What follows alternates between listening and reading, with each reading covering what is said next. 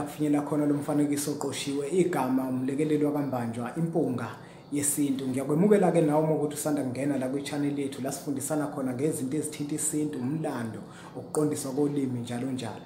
Namuhla bafowethu ngifisa ukukhuluma ngesihloko esithi inhlonipho.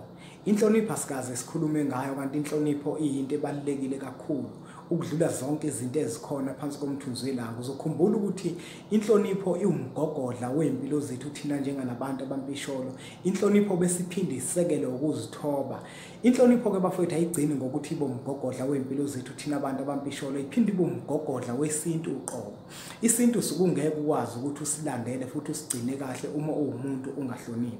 Inhlonipho ke ihamba ibanga elide ngoba ibuye imveze umuntu la isuke ehamba khona ukuthi yena empeleni ngenkathi ekhula kubo ukhula ekhaya elinjani, utheme ekhula wakhuliswa kanjani.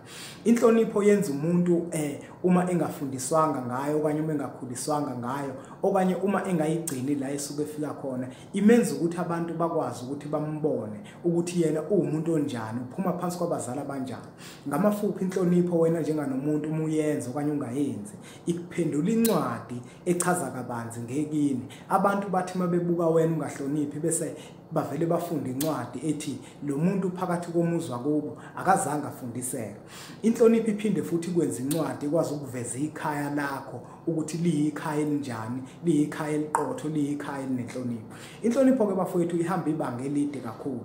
Into ebaluleke kakhulu nje ukuhlonipha omunye umuntu. Isintu sakithi sithi umuntu uwumuntu ngabantu.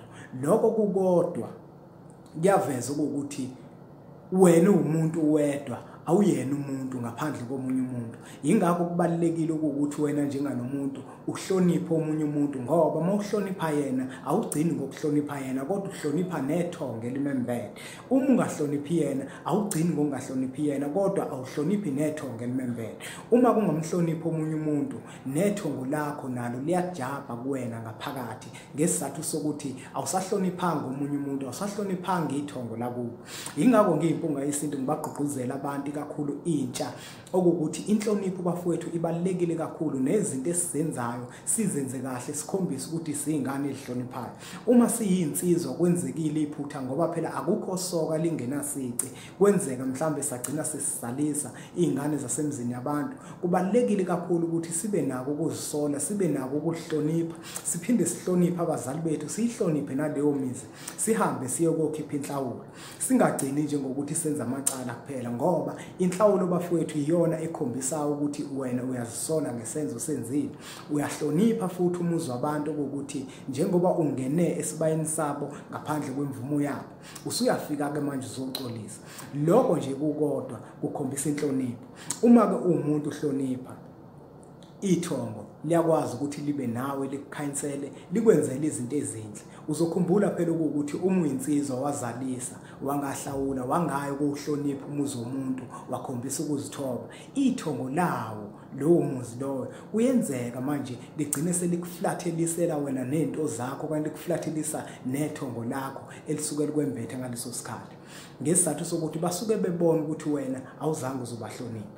Inhlonipho bafowethu singayichaza ngendlela eziningi kodwa sibe siqonde nje into eyodwa sisonke okukwenza kahle phakathi kwesizwe sikaMthaniya. Inhlonipho ke bafowethu iyakwazi ukuthi yandise izinsuku zakho zokuphila wena njenganomuntu. Inhlonipho iyakwazi futhi ukuthi ikuvulele inhlanhla wena njenganomuntu, ngoba ithongo ngaso sonke isikhathi lihlala lithakasile ngawe. Angageqa amagula ngoba ngemuki kuningi ngabe ngiyakusho ukuthinta inhlonipho. Manje ngiyabona ukuthi mhlambe ngathi mangikuthinta okunye ugcine wena mhlambe ungezwa kahle, ngoba phela abantu abefana abantu. Kodwa ke sitholela incwadi esihloko sithi sithini isintu, la kuyikhona lesibhale khona kabanzi ngenhlonipho. Sachaza ngokuhlonishwa komuzi wakini wena njenganomuntu, sachaza ngokuhlonipha wena njenganomuntu, sachaza ngokuhlonipha isizwe, sachaza ngokuhlonipha umuntu wesifazane osuke ephila phakathi komthunzi welanga naphansi komthunzi welanga. Sachaza ukuthi umuntu wesifazane uhlonishwa kanjani, umuzi wakini uhlonishwa kanjani, abazali bakho mase wenza ukuthi awusabahloniphi bona. Angibonge kakhulu, angageqa amagula ngemuke. Zitholeleke lencwadi esihloko sithi sithini isintu, ukreze ngoba loyana umbele ogwansile.